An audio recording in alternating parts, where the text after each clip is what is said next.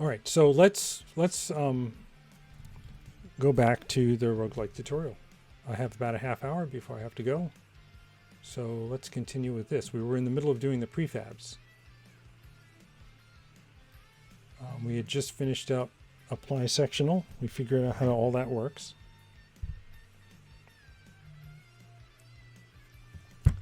And we can let's get our brains going for this. So let's refresh. Oh, I'm still printing all these guys out. RG console log. Let's pull that out.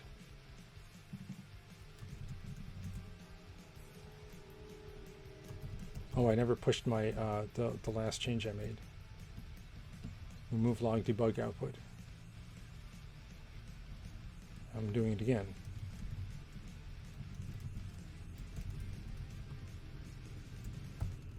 Oh, that was the wrong file.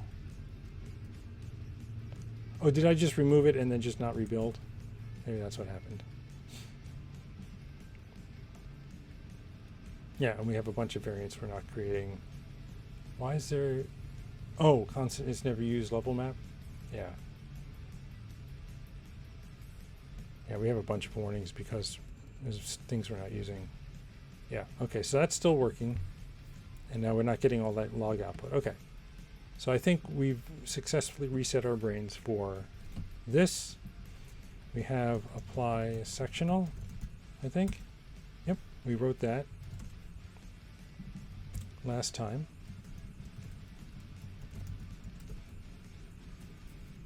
That's all of this. And now, and we learned and it showed up. Okay, so adding entities to the sectionals. All right, let me change my stream title because it's still saying Advent of Code Day 13. So Rust Roguelike tutorial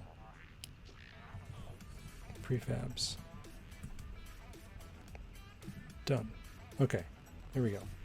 Spawning and determining spawn points have been logically separated to help keep the map generation code clean. Different maps can have their own strategies for placing entities, so there isn't a straightforward method to simply suck in the data from previous algorithms and add to it. There should be, and it should enable filtering and all manner of tweaking with later metamap builders.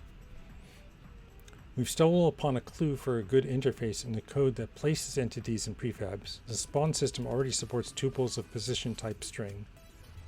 We'll use that as the basis for the new setup.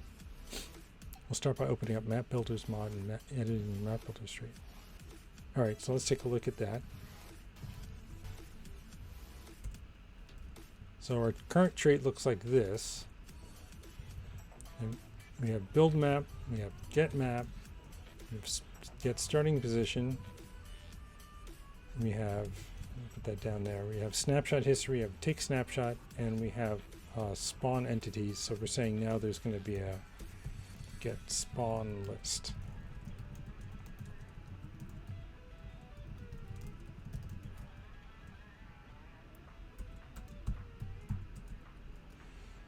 Oh, and then we move spawn entities to here.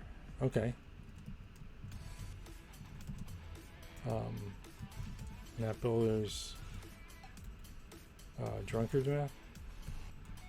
There we go. And it's just this code, right? No.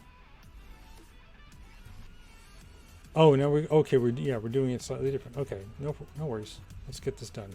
We got mut self and ECS mut world. Okay, for entity and self, get spawn list, hitter, spawner,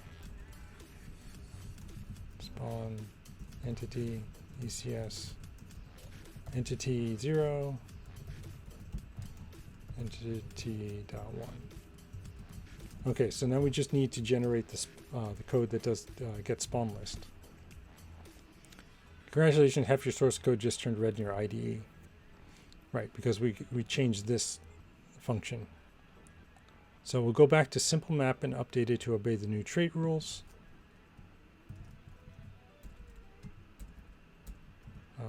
Simple map. There we go. And it has a map, a starting position, a depth, rooms, history, and a spawn list. You saw a string. And then get spawn list just returns spawn list. I guess we'll just put it here.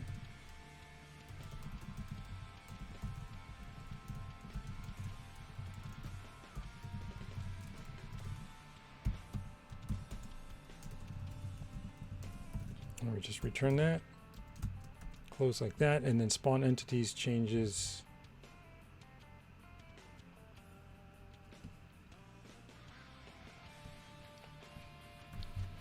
Now for the fun part. Previously, we didn't consider spawning until the call to spawn entities. Let's remind ourselves of what it does. Yes, it's been a while. It just loops over all the rooms except for the first room and spawns the room. We're using that pattern a lot, so it's time to visit spawn room and spawner RS. We'll modify it to spawn into a spawn list rather than directly into the map. Okay.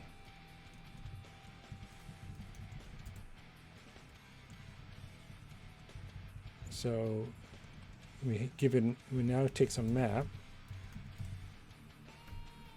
and a random number generator. Wow. Okay. Take some map, a random number generator, a room. It no longer needs the world.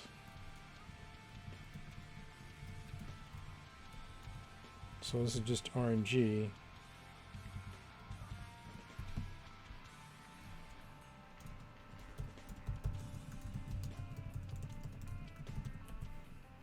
We got the room rect and the map depth, and now we need also a spawn list, which is this type here. It would have been nice if they made it a type, right? We're gonna have to type that all in at the same time. So we have possible targets, vec usize is vec new, borrow scope to keep access to the map separated. So we have the map now. This is the same, this is the same, this is the same. Possible targets push. And then spawn region. Oh, and then we're going to change this. Map, RNG, possible targets, map depth, and spawn list. And then spawn region has to change, because it's also going to take almost the exact same function signature here.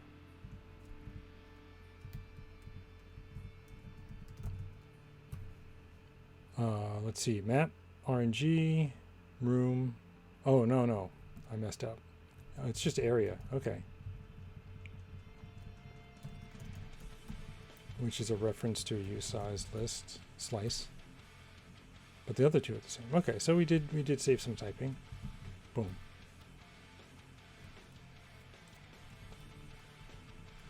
There's max monsters again. We never fixed that, did we? All right, so spawn table is the room table of the map depth. Spawn points is still the hash set. Areas is the vec from area. We don't need to grab the RNG anymore. Num spawns is equal to areas len. RNG roll dice, so that's all the same. Is it got the plus map depth -1, -3, yep. Okay, and if num spawns 0, return. For I in num spawns, we still do all of this. Oh, and then down here, actually spawn the monsters. Spawn in spawn points, hitter, spawn list, push, spawn .0, spawn .1, to string. I might be missing something here, but why are we doing a toString? Right, because it's already a string.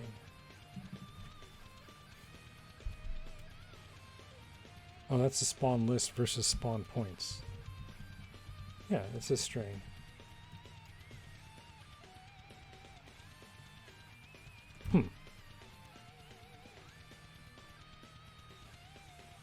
Oh, I see. Okay, I get it.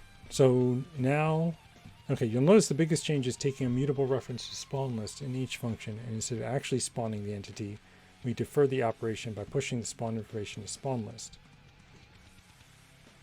Right here. Instead of passing in the ECS, we're passing in the map and the random number generator, and then going back to simple map up here. We move spawning code into the end of build. So down here we have a build function. We set the starting position here, and now we're going to say spawn some entities for room in self rooms iter skip 1 spawner, and this is just that same line from above, right?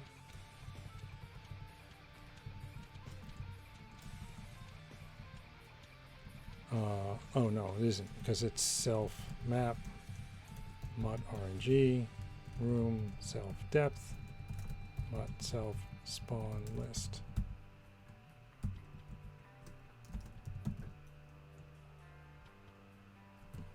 Okay, now delete simple map builder's implementation of spawn entities. The default will work fine. The same changes can be made to all the other builders that rely on room spawning. For brevity, I won't spell them out here. You can find them in the source code. The various builders that use Voronoi diagrams are similarly simple to update. All right, so we're going to have to get everything to compile now, is what the answer is here. And so we're going to just go through this one by one, and it's going to fail.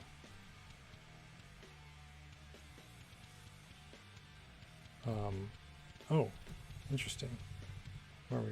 We're in spawn region, which was what we just looked at.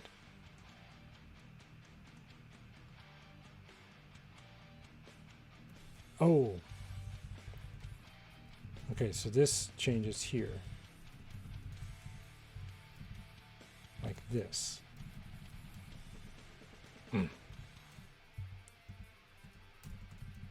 That's what I was supposed to do. Yeah. And then we get rid of that blank line. Okay. So now this doesn't work because it's missing the get spawn list. And it has spawn entities. So let's take a look at simple again and see what get spawn list looks like, because it's really easy. Right, and we're going to have to add it to here.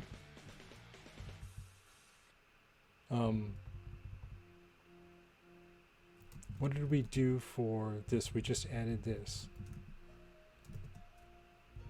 right? So we can just put that here, and that should fix it for BSP. Oh, BSP has to build it, right? Get spawn list in implementation. Oh, this is the interior, so we can put this here. And let's grab this. Oops.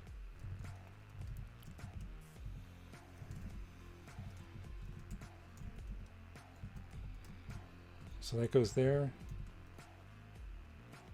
And now we're in cellular automata.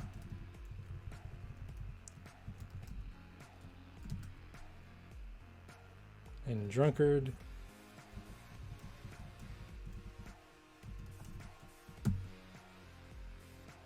And prefabs.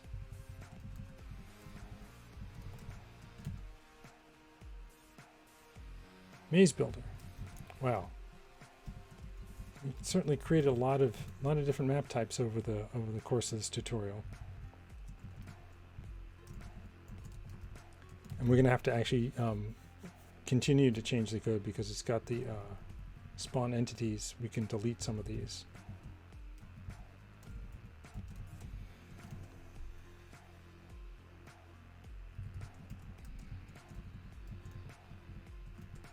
And then every single one of these that we changed, yeah, and now we're going to have to add spawn list.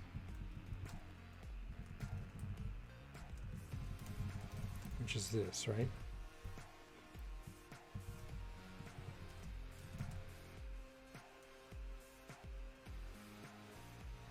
Oh, self depth. Why is this one failing now? Oh, yeah, self map depth. I took the depth out of this guy because I didn't see why we needed to have it in both the map and in the builder. Okay, so now spawn entities. Is that the one where we don't have to worry about it anymore? Because, oh no, what do? We put it up here, so we can actually remove it from this guy, right? Oh, this is missing spawn list? Yep.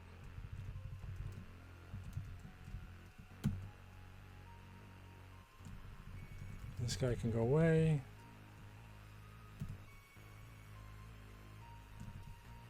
I guess I can do these all at the same time. I'll put that there. This goes away. And then spawn region has a problem. Missing field spawn list. It's right there.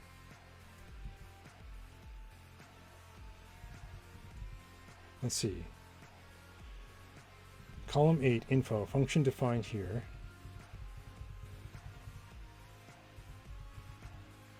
Spawn region. Oh. We just have to put it here. Like that.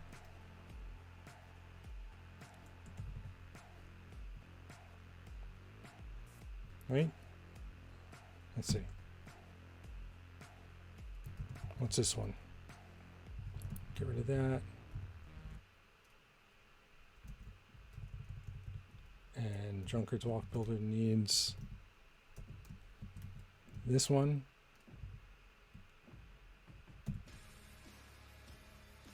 Prefab Builders needs it as well.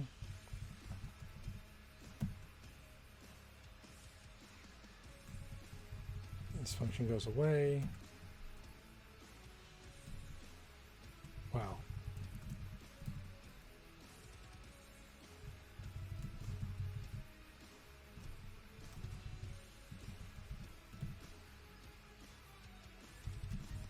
And this is for Hanoi. I think we're getting close to the end here.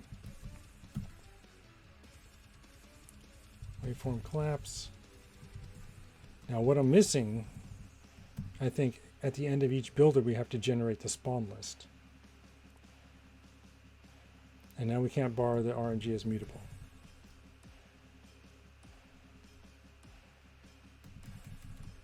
Maybe we do that.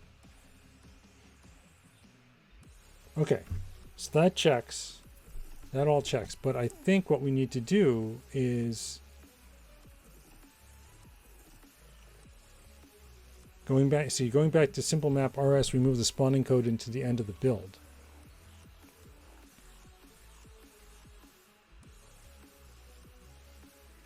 So we have to do this same exact code. Oh, for the noise areas. Okay. Let's take a look at that. And then maybe that's, yeah, so we've generated the noise areas, and now we just say for, oh,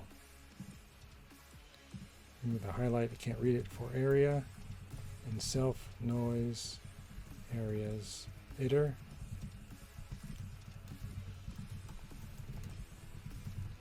Self map, random number generator, area.1, self depth, self spawn list.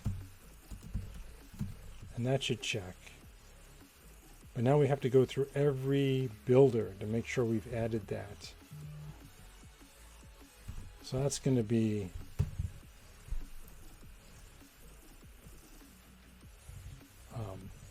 a chore, right? Where do we set self noise areas? All right, so we set it here, here, here. We just did Voronoi, so DLA, and then waveform collapse.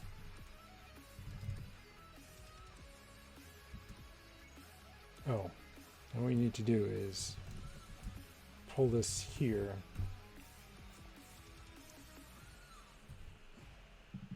Let me just grab these lines like this and do this. So we've generated the noise areas. Now we can paste these in, fix that. Yank those in there. Do the next one. Yep. Uh-oh, where's the build function here? Noise areas. Here it is. Next one. Next one. That's it. Okay, so that's all of them. Does it build? I should have done a check. So it checks. Question is, does it build and does it generate noise area? I don't know. Jump to here if refactoring is boring. So now that we've refactored our spawn system, how do we use it in our prefab builder? Well, hi Epic. How was today's advent of code? Are they stepping up the difficulty noticeably? That's a great question, because I actually, in solving part 1, I also, quote, accidentally solved part 2, because part 1 was do one step and give me the output for that. And then part 2 was do all the steps. So I wrote the code, just did all the steps as part of part 1, not realizing that was part 2. And so it took me about 40 minutes maybe to do part 1, but then part 2 took me 10 seconds. So, or 11 seconds. Let's go back to my stats here. You can see it took me about 40 minutes and then 29 seconds after that, and then 40 seconds here, so 11 seconds. It was pretty easy. It wasn't particularly difficult, but it was basically doing a bunch of map folding. I don't have it here, do I? I've completed day 13, yeah. So you basically had a map of dots and you had to fold along a line, fold along another line. And this one ended up with a square once you did all the folds. And the one I did ended up with actually 8 capital letters, which was kind of neat. This is showing I haven't done the answer yet, but I have. So maybe I just need to refresh. Yeah, there it is. So no, it wasn't noticeably more difficult, but we'll see. Mondays typically are a little easier than the rest of the week. I don't know, maybe he's trying to give you a break over the weekend, because the weekends tend to be tougher, although this past weekend wasn't too bad. All right, back to this. Apply sectional. So this is, we're going to refactor our apply sectional code.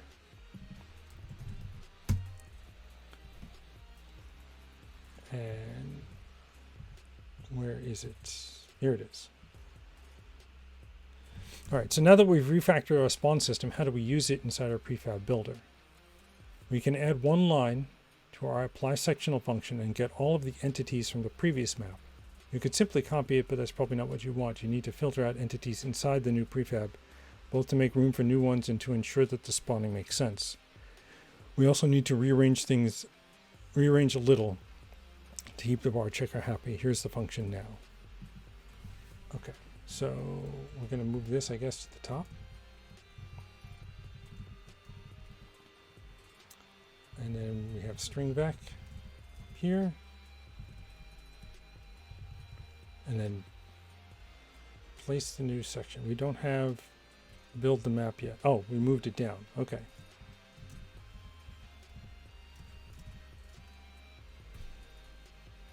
All right, so here's place the section. This is all the same. Pre-builders, previous builders mute, build map, starting position, self map, and now we have this extra line for E.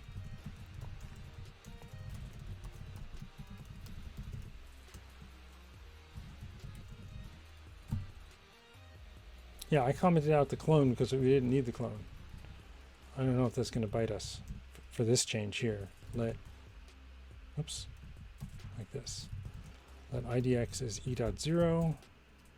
Let x is idx as i32 mod self map width. Let y idx as i32 divided by self map width. I don't know why we're not using the map xy function.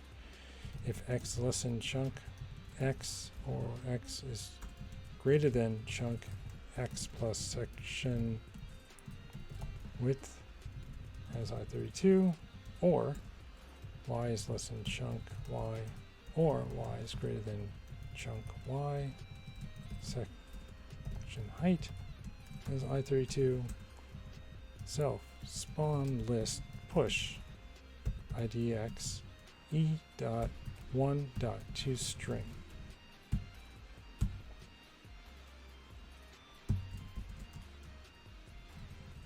Okay, and then we take a snapshot at the end of that for. And then we still have this. So we're still doing this, still doing this. That looks all the same. I plus equals 1, take a snapshot. If you cargo run now, you'll face enemies in both sections of the map. Okay, good. Oh, and I gotta learn how to do the check before I do the run. section. We should still get plenty of warnings because we have a lot of code commented out. But we should encounter enemies on both parts of the map. So there should be enemies here in the non-prefab section of the cellular automata, which I don't see, and I'm heading over to the prefab section now. There's the trap. I can see it, and I know there's a trap right there. Ouch. And there's the goblin that spawned here. I saw him briefly. Yeah, there they are. Ah, run away. Okay. But there should also be goblins generated in the cellular automata map. Ah. Am I going to die before I get there? Not yet. Oh! I did. Oh, and this just panicked because we broke our game. Alright, we're going to have to figure out what went wrong with the...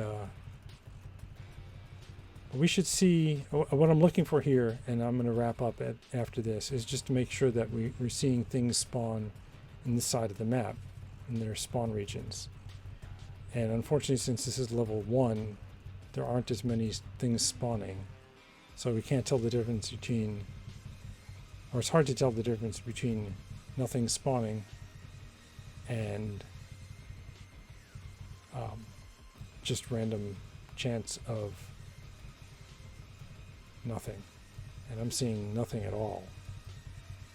So I'm worried that I broke something in all of that refactoring, because we're not seeing anything spawned over here, including items.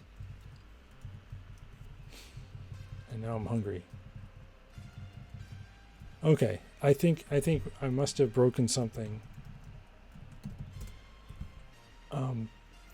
It would be in the cellular automata map, and I'm just put this in here. I moved this. I added the spawn list, and I'm generating the spawn regions here at the end of the build. So let's just double check that when I did this change here, that I didn't mess something up. Because that's the only other thing that would be a problem. Oh, and it might be the clone thing. It might be the clone issue.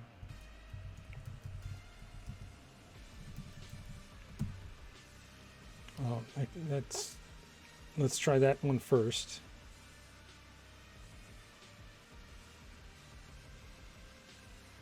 Wow, this check is taking a long time.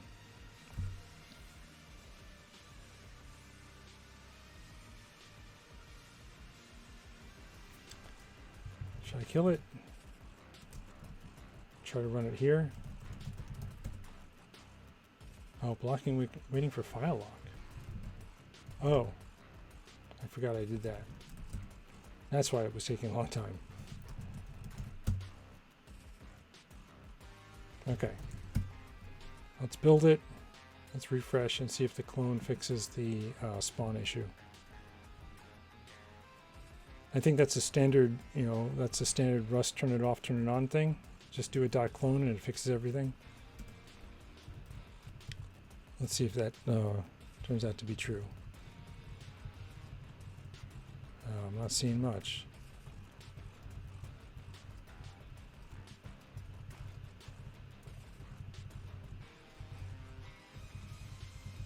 I guess what I can do is console log what's getting spawned, and that way we can debug it, because we need to be able to spawn stuff in this region of the map as well. So let's say here we're going to say RLTK console log format spawning at IDX this. I'm going to say what it is. IDX and E.1.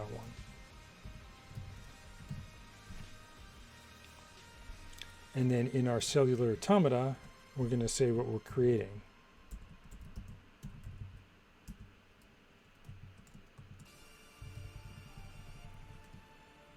We're going to say println, no, RLTK console log format spawning in area. Might have to do a debug print on that. Yeah.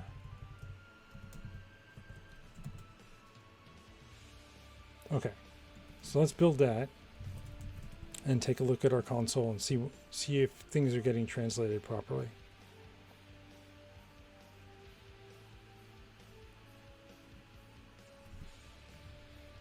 Refresh. All right. So we're spawning areas. So that function is definitely getting called. Oh, we're doing the wrong thing here. There we go. Let's do that. Okay. So spawning an area is coming out of cellular automata. And all it's doing here is spawning. It is spawning fireball scroll, a bunch of bear traps, health potion. But I think this is coming out of the prefab section.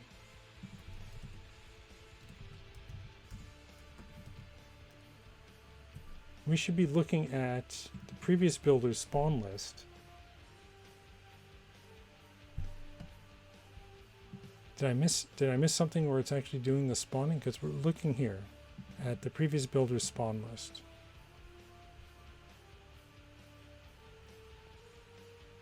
We're calling spawn region, which should generate the spawn list. Here's where we're pushing to spawn region. Okay, let's look at that then in spawner, where we do this spawn list here. So we're going to say RLTK console log format spawn at this spawn.0 spawn.1. Okay, and then we want to remove it from cellular automata. There. Because that was a lot of noise that I wasn't going to try to parse on my own. But we can at least see if they're the same. Yeah, and I should break this down to XY coordinates so we can take a look, or we can actually walk there. Okay. Spawn at 3334 bear trap. And we do. 3334 bear trap. Okay, so it actually is spawning stuff. A lot of bear traps. Alright, I'm going to refresh and see if we can get some. There we go. Rations at 1676. I don't know where 1676 is on the map. 1676 divided by the width, right, which is 80. So it's a 20. Okay. So maybe it's just that I just missed it. Oh, mod 80. 76. Yeah, that's... 76 is all the way over here. Are there... I'm